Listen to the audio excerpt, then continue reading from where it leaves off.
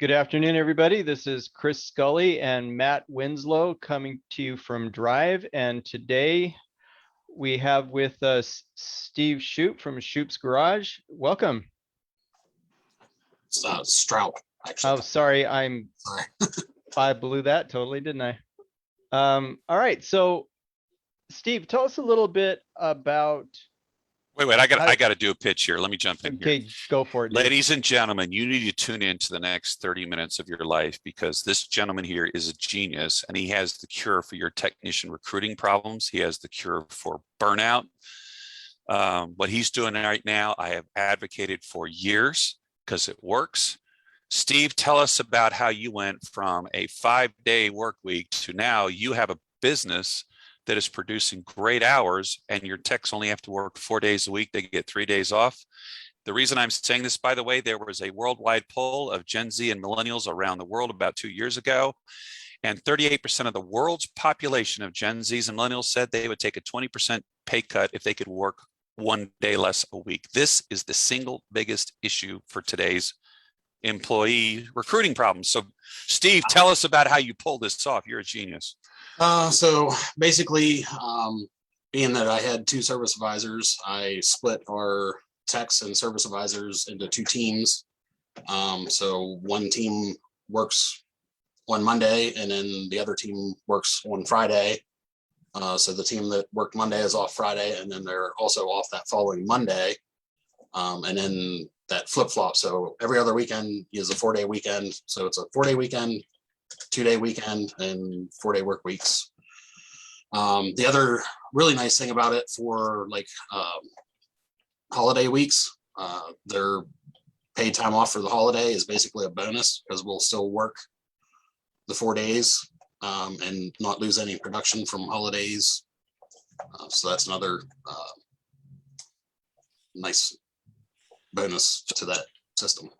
So all us kids out there going, okay, that sounds good, but one, does that mean they're only going to produce 4 instead of producing 40 hours or whatever, they're only going to produce like 32? I mean, how did that impact billable hours when all of a sudden they're working 1 less day a week? I would say it actually made them more efficient. I have some techs usually in the 45 to 50 hour range quite consistently. Even my newest tech, who's basically an apprentice at this point, he had just moved into a technician position and he's already knocking on 30 hours a week. He's pretty fresh out of school. So that's working out pretty good. Wow. Yeah, one thing I love about this, I'm sorry, Chris, just real quick. If you actually look at blue collar industries, manufacturing and so forth, they have discovered that if you have people work 4 10-hour days, you have a much higher retention rate, much lower alcoholism rate, much lower divorce rate, massively different. And that's why most manufacturing tries to push this because people need time to do their thing. Right. Go ahead, Chris. So, Steve, I have a question. What was the impetus behind making this move? What was it that prompted you to want to go in this direction? I would say over the years, like I always, thought it would be a good idea to work 4-day weeks because basically, I wanted more time off to spend with my family. So it's, once I kind of figured out how we could do it, once I was up to where I had 2 service advisors, I was like, hey, if we put these techs with this guy and these techs with this guy, we can split in half and only work 4 days a week. And then the other nice thing too, that 1 day per team when the other team isn't here, you have, the whole rest of the shop to use for extra space. So that's another, nice little feature of it too. All right, real quick. Got a quick thing. I need to do a commercial break. Ladies and gentlemen, we have the coolest event coming live in August. You've got to get registered for this thing. We've got Expo. It's live. It's at Universal Studios. You'll get your Harry Potter, Hermione Granger wand, wave it, and all of your troubles will disappear. It is awesome. You're going to have a blast there. So if you haven't already signed up for Expo, oh my God, you better get it your chance before they're gone because it is the single coolest event on the planet. Again, it is The event is August 25th through 28th. It is amazing, super cool. You got to come do this. It's the ultimate party, and you get to write it off. And it's even kid friendly. You're going to love Universal Studios. So please, please, please get set up for this. Now, Steve, here's what we're all wondering. Okay, so you're a visionary. Okay, you're willing to do something other people are terrified to do. So you have guts of steel. And how did you even implement this strategy? How did you present it to your people? How did you figure out how to handle, like, for example, one of the big problems in a flat rate shop is, well, if all of a sudden they're not going to work 5 days, what if the guy's got a lot of time in it? How do those hours go over when someone else has to finish? How did you put this whole thing together? Yeah, basically, once I thought of it, I just, had a meeting with everybody and asked them what they thought, and, got their input and said, okay, let's do this. But one of the other things too, like if we do it, well, we try not to schedule jobs that would carry over a long weekend.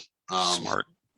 And stuff like that. But if there is, the unforeseen situation, it's no problem typically for a guy to come in and do a couple hours that next day or whatever, and then he's off and has, the rest of the day. They usually don't complain too much about that unless they have plans or whatever. And then, at that point, we'll come up with a solution to have another tech do that job or finish it or, whatever we have to. And so when you came up with the plan, did you involve your crew in how you were going to set things up? Did you get their input? Tell me how that process worked. Yeah. Yep. I mean, we basically had a meeting and, kind of discussed it and what we thought would be a good layout to do it. And yeah, just got everybody on board and everybody was for it. And so we went to it. That's awesome. And now you mentioned something before we came on live, that most of your techs have been there since before you went to this work schedule. So my conclusion personally from that statement would be that it's certainly helped your retention. Yeah, definitely. What was your, what do you feel is the biggest plus for your team in working the 4 10s versus 5 8-hour days? I think, like I said before, it actually helps with efficiency because you're, those extra 2 hours a day, you're already here, you're already in motion, you're not stopping and starting the next day, so efficiency, it helped. So that means more money for them. I have I feel pretty decent bonus program and stuff set up for, production. And, we have monthly sales goals for the overall business. Mm-hmm. And everything like that too. Did you find that separating them and assigning them to 2 groups like that improved teamwork? Yes and no. Okay. It did, but it also kind of created this little, well, like this team gets all these jobs and this team has to do all the crappy jobs, and so there's some kind of, setting up policies of like, okay, one team can't cherry pick, and we need to divide the crappy jobs out evenly, so one person's not getting stuck with all the jobs that nobody wants to do. Yeah, right. That. It's just, having a conversation about it and working through it. And Steve, are you guys flat rate, hourly plus bonus? How do you guys pull this off? We were flat rate for a while. And then I actually switched back to an hourly plus a bonus. But with my bonus scale, I increased the dollar amount significantly to really push them to get in the 45 to 50 hour a week build hours. And it seems to be working pretty good. Yeah, you know what I love about everything you've done? Like I said, you're a visionary, because if you look at what people want today, okay, Nobody's willing to do the flat rate only where they take all the risks, where if you don't have good marketing, your car count drops. They're not willing to take the hit because, let's face it, their mortgage is still the same. Their bills are still the same. Their wives are going to go, hey, go work somewhere else where you can get consistent money. So you've already addressed that issue. You've made the opportunity to make more money when you make more money. So you're giving back as well, but you're giving that consistency. And now they can actually be there for their kids and they can be there to recharge. I mean, who wouldn't want 4 days off every other week? Who else does that? Oh my God, you let me have, how would you like to have 4 days off every other week? They're like, yeah. I mean, who wouldn't want to do that? I don't know how anyone else around you would compete for techs. You have a great comp plan and you have the world's best. I mean, the best. How would you're going to put everybody else around out of business? You should open like 27 more locations and get all the business. Hopefully someday. So what would you say to someone who's going, wow, that's a good idea. How do I get started? Because that's genius. Well, like I said before, like I don't know how you would do it if you only have one service advisor. And then of course you have to have enough techs to justify having 2 service advisors. So that was kind of my big thing there, which, I actually just recently lost a tech. So we're a little short-handed, but hopefully, I can find somebody here to fill the shoes. And well, let me ask you this. So would it be possible, I don't know your model, but based on how you're doing it, would it be possible to have one service advisor start it and then the owner fill in as the other until you have the revenue to hire the 2? Do you have 2 service advisors both working 4 days? Is that the play? Yeah. So, yep. Okay. So like today being Friday, so I have, way we are with technicians and stuff now, I have one service advisor off and one technician off. So I have one service advisor here with 2 techs. And then me being me, I'm one of the guys that gets stuck playing, lead tech role more frequently. So that's why I didn't really fill in as supervisor, or a service advisor, because I was usually filling in the back. Yeah, I get you. Well, I was wondering what that Snap-on award was behind you. I've seen the Google, the Google Platinum Award. I figure you're the Snap-on Platinum Award, so well done, sir. Yeah. I always love Snap-on tools. I used to have this fear that if I put anything in my box other than Snap-on, it would infect my other tools and cause a disease. So, I was a loyal Snap-on guy for years. Awesome. So, okay, let's kind of analyze this scenario here. The other question that everybody's wondering out there is, okay, if we're going to run this model, I need to be open 5 days a week. I need to take care of my customers. I can't just tell them to 4 days a week. How are you able to, interface? The customers need to be taken care of 5 days a week with your new model. So we are, we're open 5 days a week. So that's where, we have, on Monday and Friday, we have basically a skeleton crew. So we're still able to do that. And I think the biggest thing comes down to just scheduling, scheduling accordingly and not under promising, and, just setting realistic expectations with the customers. And I have a burning question along the same line, because so often we have shops when they start out, they're working 6 days a week because they think they have to be open 6 days a week because blah, blah, blah. Were you one of those guys when you started out? You were a 6 day a week shop and then you went down to 5 and now you're doing the 4-10 thing? When I first started, when it was basically just me here, I was only open 5 days, but there was a lot of Saturdays where I had to come in and work with the doors closed. Yeah. Yeah. All right. Because, one of the things that I find talking to shop owners that are open 6 days a week, my first question is why, and often they can't really explain why, other than they felt that they would make more money, they would do more business, and really the numbers didn't always prove that. But you've taken it a step further where you've actually got a skeleton crew 2 out of the 5 days that you're open every week, and you're still doing more production, which is amazing. Yep. Yeah, and like I said too, those 2 days where, now we have all the other lifts open and available. So, techs can jump around a lot more of those 2 days, and that's even more efficient. So when you proposed this to your team, did they all threaten to quit because you were going to like make them go home more, or was that a big problem? No, not at all. Everybody was pretty unanimously on board. Yeah, for those of you that can't find techs, here's your problem. One, you don't pay them enough. And two, you want to consume their entire life. Those days are done. These kids aren't as dumb as I was in my days. I'm 59.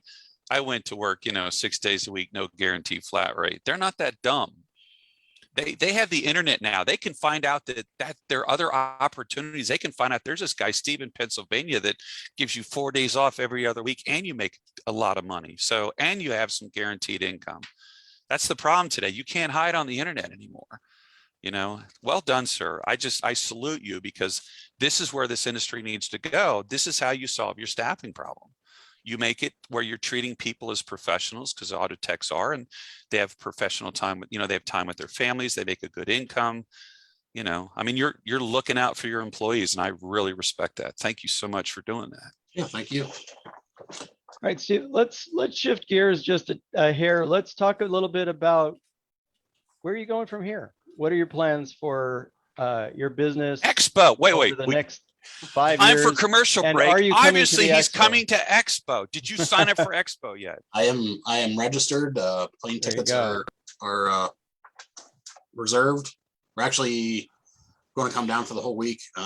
Bring the wife and kids and everybody, and try to hit up Disney and Universal a couple of days and Great. Now, make a vacation out of it. actually, you're one of the guys that's been around for a while. You've been to other Drive Expos. For all of our clients that maybe joined us over the last couple of years during COVID, tell us what the Expo means to you. I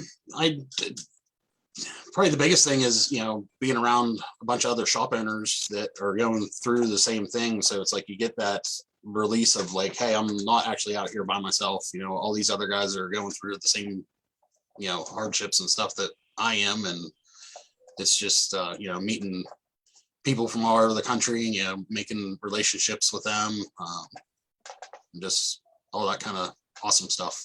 Going up on stage and getting awards every once in a while, and yeah, it's a good time. I know my wife looks forward to it every year. She loves the theme parties. And, yeah, so it's a good time, and learn a lot of new stuff in the classes, and stuff that you can take back and implement and make your business better. Awesome. Now, since we've had a couple of years off from the Expo, what are you looking forward to most with this coming Expo? I'd say probably just meeting up with old friends that we met at other expos, and just the socializing and stuff like that. Learning some new stuff, and see what's coming down the pipeline for the future. That's great. I can tell you for sure from my perspective as part of the Drive team, that's exactly what we're looking forward to too. Connecting up with the shop owners, being able to see you guys face to face. It's the best thing about the expos as far as I'm concerned. So for those of you who've never been to a Drive Expo, sign up. It's guaranteed to be something that you're going to remember and value. And Matt's got his magic wand out there. So there you go. This is the Drive Magic Wand. While you're at Expo, you're going to be right next to Universal Studios. You can get a ticket that gets you front pass all the lines on every ride all day. Okay.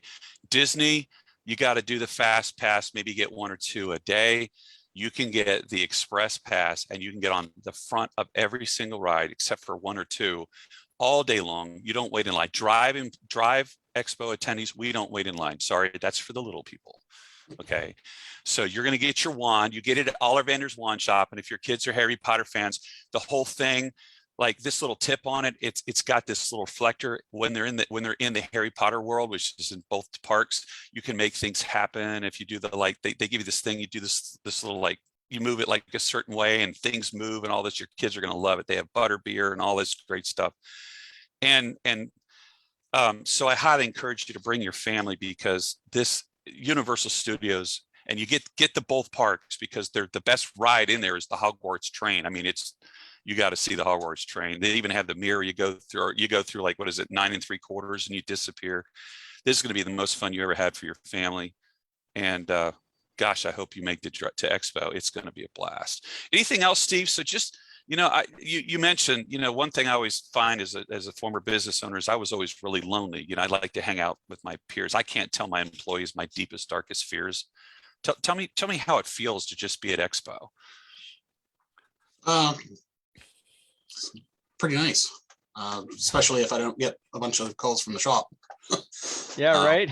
Yeah, just a nice break to get away from the day to day, and yeah. Okay, yeah, the good. key is to turn off your cell phone. My wife now makes me to go to events like that. She takes my cell phone and she gives it back to me when we get back home. There you go. Yeah, it was hard for me. The first time it was like someone going off, I was like a heroin addict going through DTs, but now I'm like, okay, here's the cell phone. I'm at Expo. Bye. Let's go have some fun. Yeah.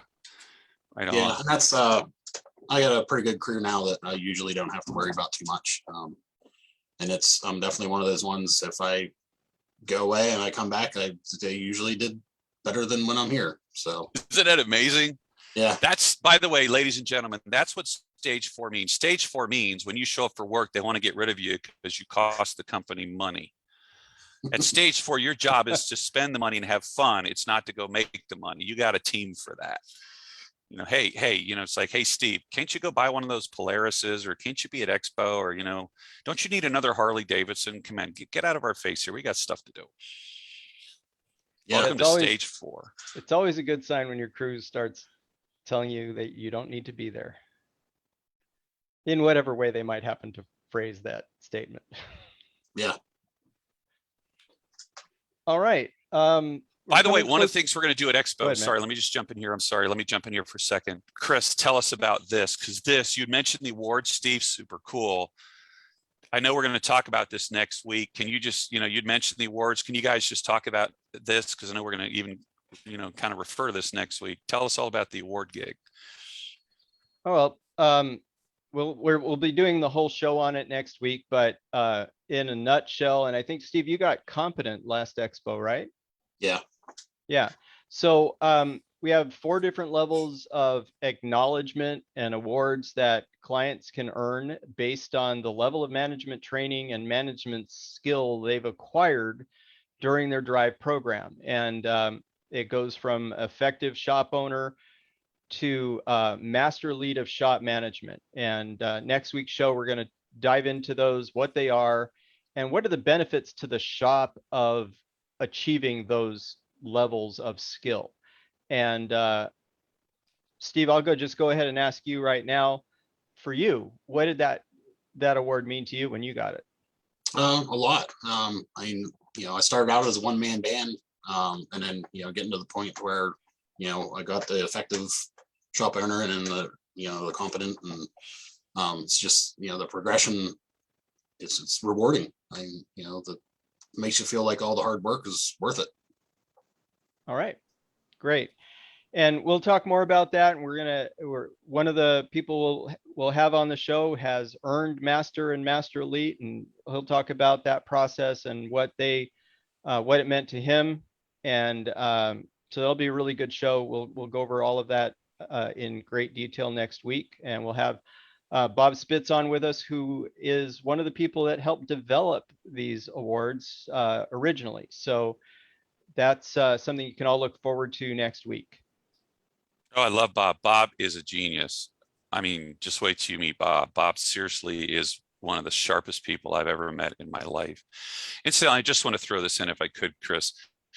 Here's why it's so important that you get awards like this. As a business owner, you can't really share your success with your employees, because if you drive a brand new Corvette into the shop, they're all going to ask for a raise.